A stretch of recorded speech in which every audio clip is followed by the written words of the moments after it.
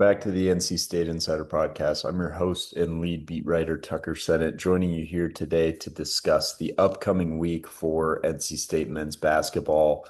The Wolfpack is coming off a one-game week in which it lost its lone game, a noon tip-off game against Georgia Tech at home.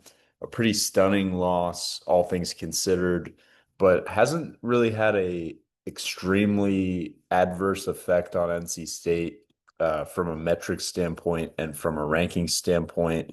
NC State dropped to number 30 in Ken Palm, dropped to number 34, I believe, in the net, which is, suboptimal, dropping 5 spots, but not the end of the world. Still comfortably in front of that cutoff line for the net rankings. Unfortunately for NC State, and this has been written about, feel free to head on over to NC State on a side to check out our article about the resume implications of NC State's loss to Georgia Tech. But unfortunately for NC State, the one area of the resume for the NCAA tournament that was looking relatively strong was the fact that it didn't really have that bad loss on the calendar yet.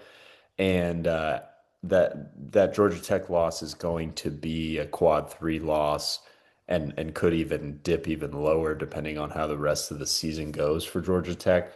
Obviously, NC State is hoping that the Yellow Jackets are able to, turn some things around here and play some quality basketball down the stretch. But it's looking like that's not going to be the case, given what Georgia Tech has coming down the pipe. A lot of quad one games in a row here. One, two, three, four, five quad one games for the Yellow Jackets in a row.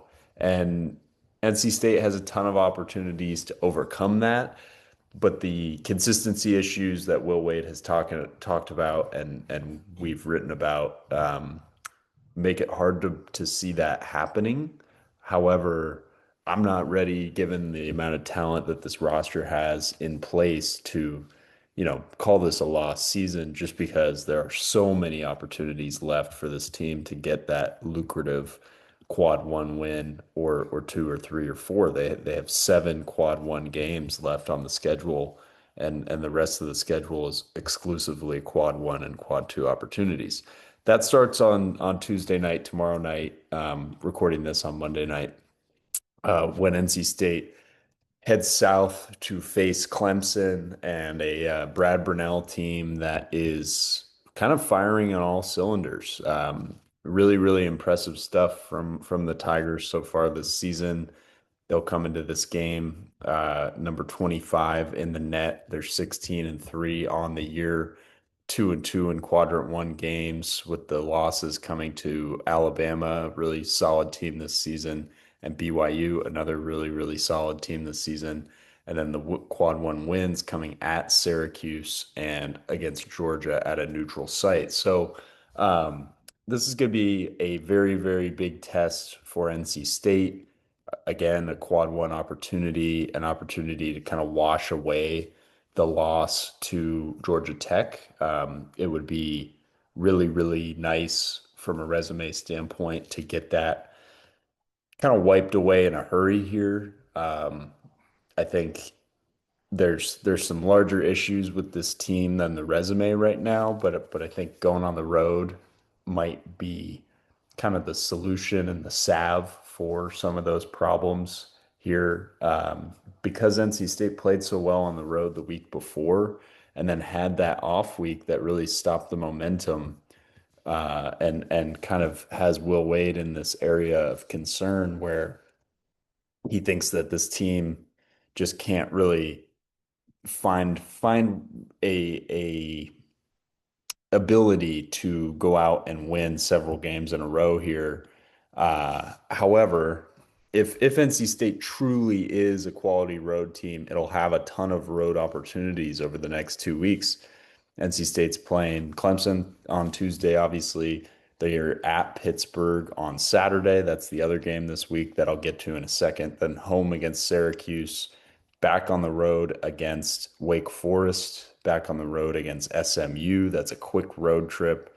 back home against Virginia Tech, back on the road against Louisville, and then 2 games at home after that against Miami and North Carolina.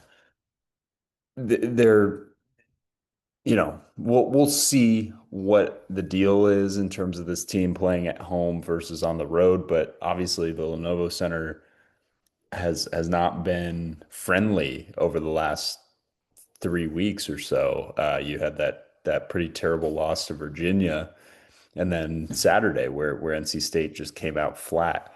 I don't know if that's start time. I don't know if that's the Lenovo Center. I don't really know what it is, but NC State looked like it had more urgency on the road than it did in the 2 games that it's lost at home here.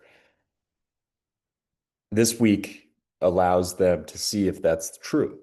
If they come out on Tuesday night fiery, showing that, they're not ready to quit on this season, then it's absolutely time to have that conversation for real about, this team being a road warrior type group that kind of needs that chip on its shoulder to really get going.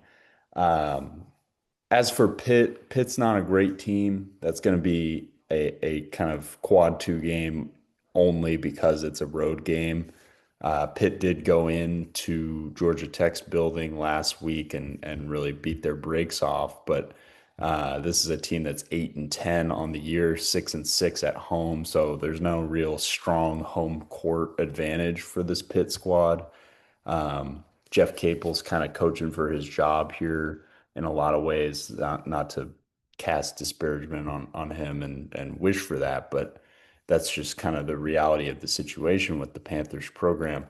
And NC State, should they lose on Tuesday, that becomes a can't lose opportunity. And a lot of those quad 2 games are going to turn into can't lose games because you just can't afford to have hiccups the rest of the way.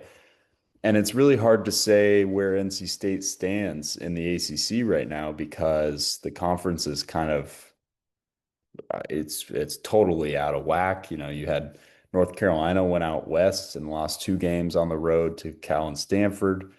You had Louisville, that's a Louisville team that's kind of floundering here and really struggling without Mikal Brown, but is still highly touted by, I think, the bracket makers and the various analysts around the country because they saw what that team can be at the beginning of the year. Then you have a Wake Forest team that's very, up and down, hot and cold. You have a Boston College and Syracuse beating each other. That was bizarre. Um, it's just kind of out of whack, and we'll see if this is the conference that kind of cannibalizes itself, as that always does happen to 1 or 2 conferences a year. It does seem like Duke is kind of the class of the ACC, and that Virginia might be the team right behind Duke in that sense. So that Virginia loss looks a little bit better now. We'll see where Virginia is ranked in the AP poll on Monday here, and be able to have a better feel of that. But all in all, NC State really needs to take advantage of its opportunities from this point forward, and that starts on Tuesday night and it continues on Saturday with 2 really, really crucial matchups. I will be in Clemson on site at Little John Coliseum for you all, providing updates and writing from there. So excited to hit the road here for NC State on SI. As always, enjoy that, getting out of Raleigh and being able to provide you guys the on-site coverage that you all deserve. Thanks for tuning in. Feel free to follow me on X at Senate Tucker. You can also follow the website on X at Wolfpack on SI. A lot of great stuff about NC State women's basketball falling just short to number 9 Louisville on Sunday afternoon. A really, really great game that NC State just couldn't quite pull out in the end. Made some unfortunate errors down the stretch in that one. Lots of coverage on that coming from yesterday and today. So head on over there for that. And then, of course, subscribe to the Sports Videos on SI YouTube channel for more episodes of the NC State Insider Podcast. We'll see you next time.